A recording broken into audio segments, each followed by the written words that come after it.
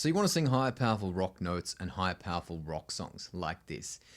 Yeah, and I will love you, baby,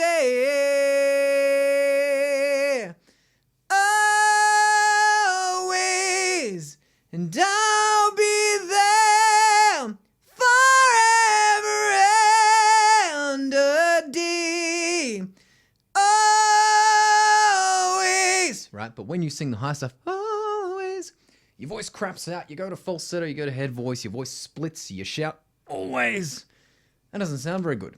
If you're a rock singer who's taken singing lessons, or you bought courses, or maybe you've been stuck on the YouTube loop, video after video after video, taking everyone's advice, but nothing you've tried thus far has really helped you sing high rock notes and high rock songs in this way with ease, repeatably, comfortably, and with power. Man, you want to sing like a badass, right? You don't want to sing in falsetto. This video is for you. Now, instead of me telling you a bunch of stuff that I'm good at, look at how great I am and all this stuff I do great. And if you do these great things that I do great, you'll be great too because I'm great. I'm going to tell you what I'm not doing. I might just share some very unpopular experiences. I'm not going to say unpopular opinions, but unpopular experiences. This all comes from experience. I've been singing for over 25 years. I've been coaching for over a decade professionally. These are experiences that I've had as a singer myself, as well as a teacher. Now, the first thing that I'm not doing when I'm singing high rock notes, high rock songs, I'm not supporting in the way that you think I'm supporting, right? When I'm singing a vocal line like this, I'm not pushing down and doing the power push, right? Yeah, and I will love you, baby, always. All right, I get lots of comments on my videos about, what are your hand movements doing? It's not really an intentional thing. It's a nervous tick. But I'm actually illustrating what I'm doing with my breathing, right? Always, and I'll be there forever and right? I'm actually breathing out. Basically, there's a lateral support, and I'm breathing out. My favorite way of illustrating this is if you make kind of a frustrated exhale, which I'm sure you've done. You watched a million YouTube videos and you're still struggling with this stuff. I'm sure you get frustrated from time to time or all the time, right? If you just kind of breathe in and breathe out and you hold the air in with your lips mostly, it's like puffy cheek. That's actually an exercise that people use, right? Don't try and push it out and go, it's not a constipated bathroom movement. That's one of the conventions that people are often taught. If you just breathe out normally, just breathe in, breathe out. Ignore the airflow, ignore all of that stuff, and pay attention to what happens in your ribs. Because the air can't escape, you get back pressure. You get the air literally backing up in your ribs, right? So when you sing, your support is this way. Not downwards, not... maybe it's the vegan diet, as I've said in my previous videos. You never push down, you never sing like you're constipated. It's not like your bathroom movement or anything uncouth like that. It's quite literally breathe in, breathe out, but you breathe out slowly. Always!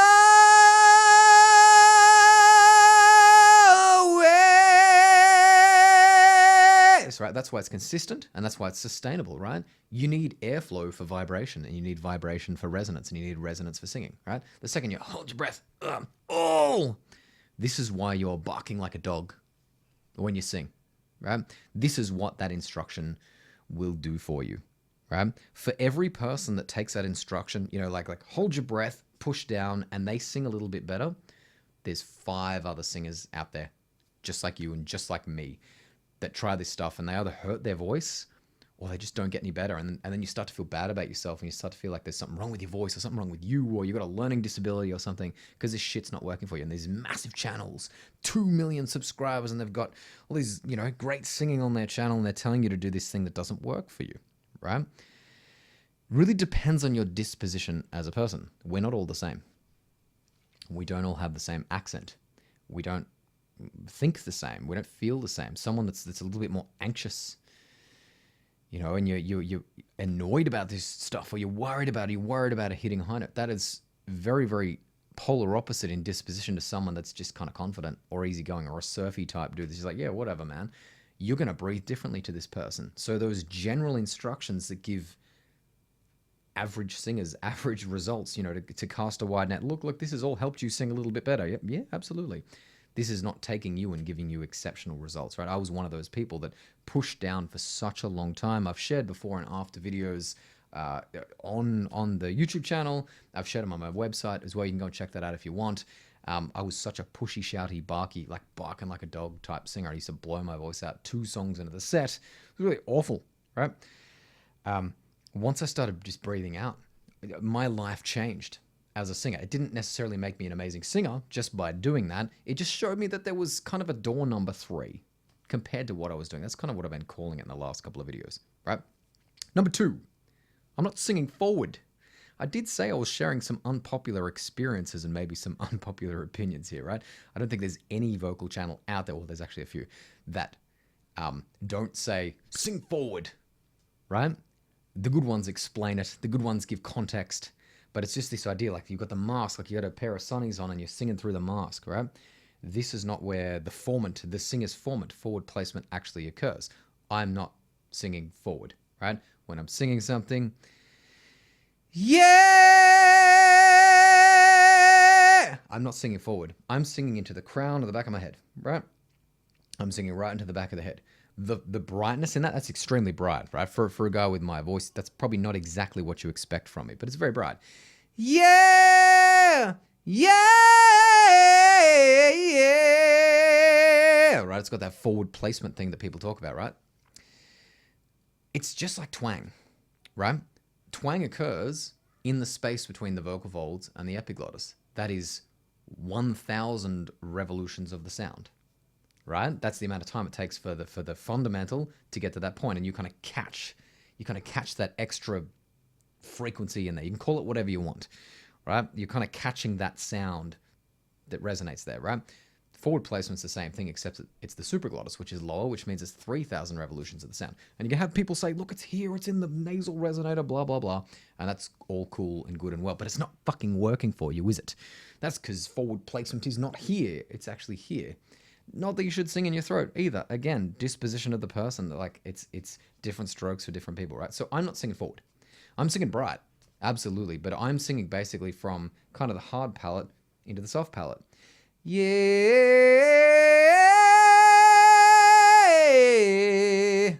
Right?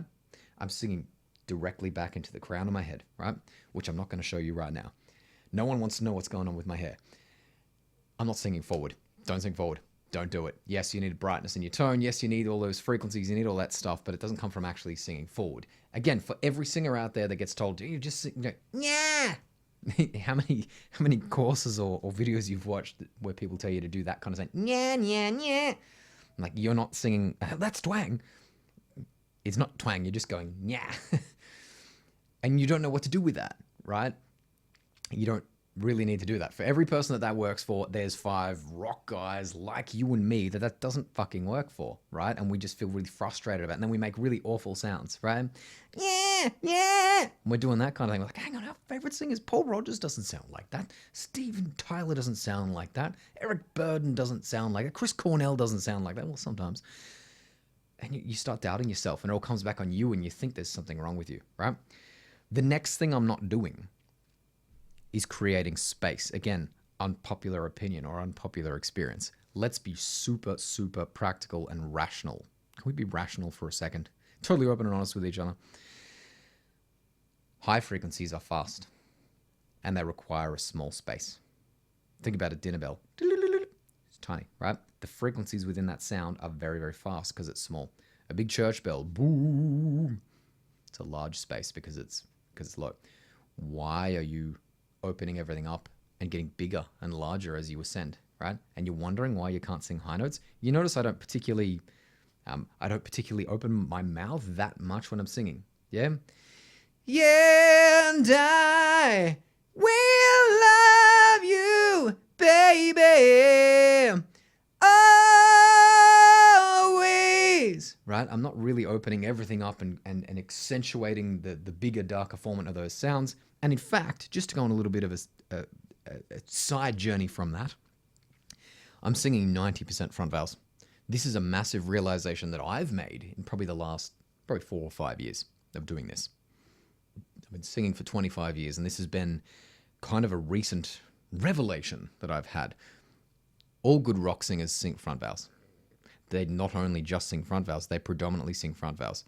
Paul Rodgers, Steve Marriott, Glenn Hughes, Jimmy Barnes. Pick your favorite singer. In their prime, at their best, they're predominantly singing front vowels. They're not, everything is not based off, right? It's not how I sing. It's not how these singers are based off. And you notice, if you watched a couple of my videos, I'm not trying to ape any singers, but I can kind of do a decent job of Bon Jovi. I can kind of do a decent job of Lane State. I can kind of do a decent job of Chris Cornell. Not that that's my intention. You shouldn't try and sound like someone.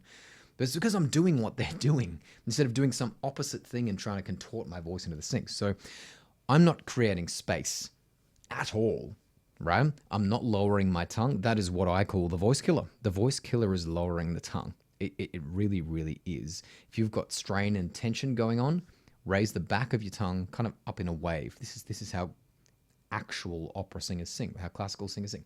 It creates a division between your first and second format, right? If you lower that tongue, doing that kind of weird thing, it just creates a mush. Creates this mush of this big, massive space. And again, you get low frequencies and you shout like a dog. That's not how my favorite singers sing.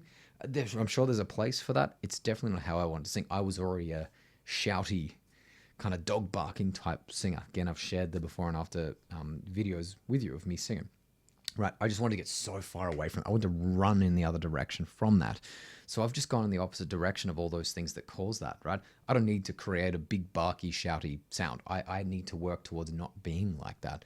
And that means for me, raising the tongue, right? Again, different strokes for different folks. Maybe your tongue's already slightly up, and maybe you need to lower it slightly. It depends on the person, depends on the voice, depends on your structure, depends on your accent. Obviously, an Aussie accent's different to a French accent. We do different shit, right?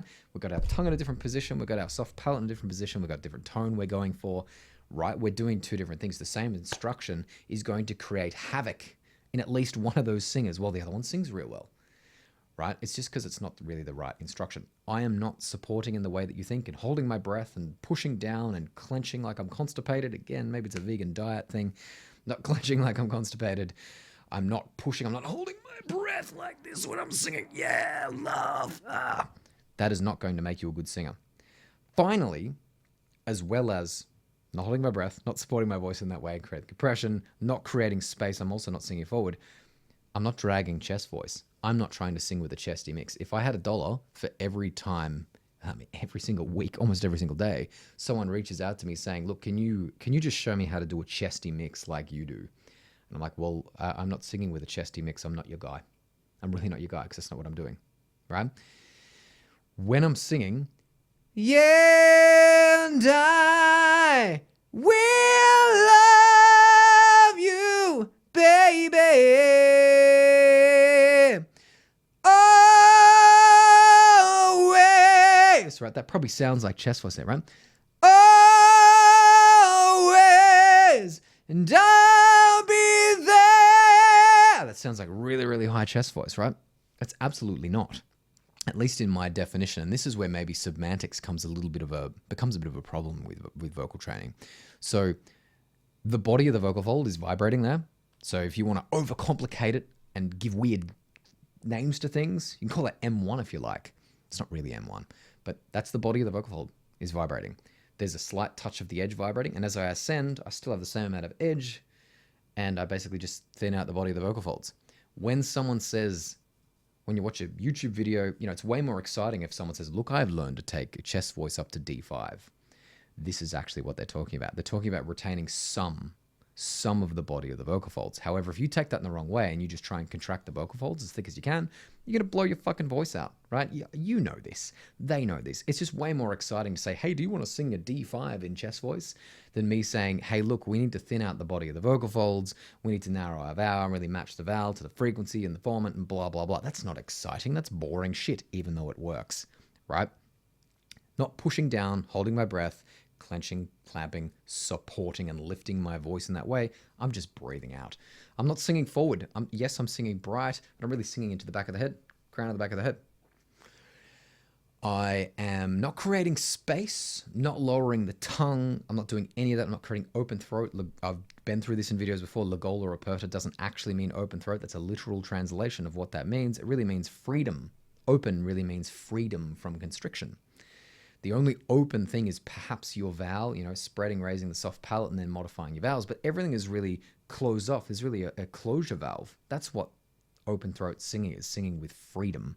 Right? It doesn't mean opening everything up and dumping your tongue down and creating space and opening your mouth as much as possible. Remember, higher frequencies are small. High frequencies are small, right? Think about this logically. The bigger the space, the harder it is to sing high notes, right? Just stop trying to create this gigantic space. Now, I've been calling this door number 3 in my last couple of videos, right?